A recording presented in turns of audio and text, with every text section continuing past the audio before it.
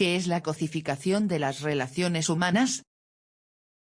La cosificación es la reducción de los seres humanos a una cosa. Esto quiere decir que es un proceso mediante el cual se resta todas las cualidades humanas ante las relaciones sociales.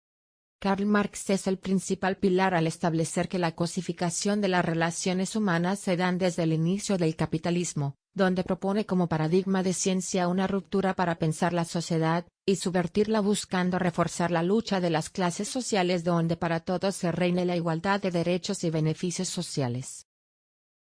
Conciencia. Se dice que el fenómeno de la cosificación no solo se da en los comportamientos que relacionan a los hombres en su vida práctica, sea esta en la esfera económica o en cualquier otra esfera de lo social, sino que la cosificación se instala en la reconstrucción simbólica que hacen esos hombres de su vida material. La conciencia cósica o cosificada se presenta de dos modos. Por un lado, la reconstrucción que los sujetos hacen del mundo social la realizan como si se tratase de objetos independientes de sus acciones, como si estos no estuviesen ligados a los primeros sino como si tuviesen existencia propia. Por otro lado, esta conciencia atribuye a los objetos sociales existencia independiente, no los puede concebir como inscritos en el devenir histórico social, sino que los supone provistos de esencialidades atemporales. Estas dos formas se revierten en la creencia de que el mundo social existente no puede ser transformado por los seres humanos que lo habitan.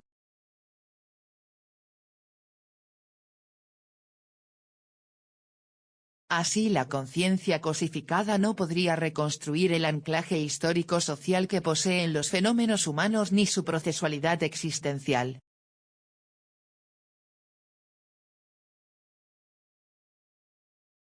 Exteriorización. Según Marx, en la clasificación de las relaciones humanas, la exteriorización se da cuando el sujeto o trabajador se desposee de algo propio, por ejemplo su fuerza productiva, su tiempo, su dedicación, para la elaboración de un producto. Es decir, que es todo el esfuerzo de la persona imprime en un trabajo y este se ve reflejado en el producto final. Subjetividad. La subjetividad es considerada la propiedad de las percepciones, argumentos y lenguajes que están sujetas al punto de vista de una persona y por consecuencia, se encuentran bajo la influencia de los intereses y deseos particulares de dicha persona, sin dejar de pensar que las cosas pueden ser observadas desde diferentes puntos de vista. La subjetividad, además de ser memoria, conciencia y cultura, es una dimensión donde se cuece y se expresa lo incierto, lo inédito. Por ello hay que considerarla, no como un lugar delimitado, sino como un continuo, un proceso dinámico que se concreta, se cristaliza en concepciones. Racionalidad mercantil. Al estudiar a Marx vemos que la economía y la historia también obedecen a leyes cuasi naturales, contra las cuales la voluntad humana poco puede hacer. Sin embargo, también cabe la posibilidad de concebir la economía y la política como un espacio de libertad y de irracionalidad, donde las emociones humanas y las decisiones irracionales, en este sentido del concepto, tienen más importancia que los cálculos fríos o las leyes inmutables del mercado.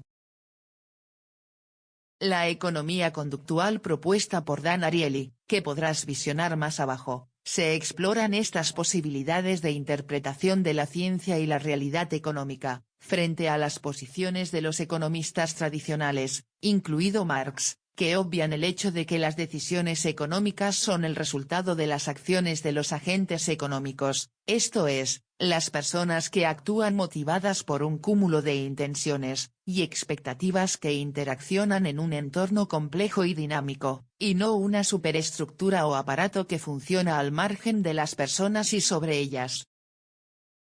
Si los seres humanos no actuamos al tomar decisiones económicas en función de cálculos basados en las propiedades de los objetos, y el cálculo del mayor beneficio objetivo, como haría el señor Spot, tal como sugieren los experimentos que se nos comentan en el video, entonces la economía responde a conductas psicológicas, por ejemplo la procrastinación, que también son factores a considerar, y las leyes de los mercados que nos imponen determinadas políticas y no otras, como los ajustes del gasto público o los tipos de interés, podrían ser vistas desde otros puntos de vista, que nos harían replantearnos las conclusiones, tanto de los economistas defensores del capitalismo como de sus detractores, que mantienen posicionamientos de muy parecidos. Por algo una de las influencias decisivas en el pensamiento marxiano hay que buscarlas en la economía clásica de Smith o Ricardo, en cuanto a cómo cabe entender la economía, donde las leyes del mercado son más inflexibles que las de la gravedad, y ante ellas no tenemos más remedio que asumirlas y doblegarnos.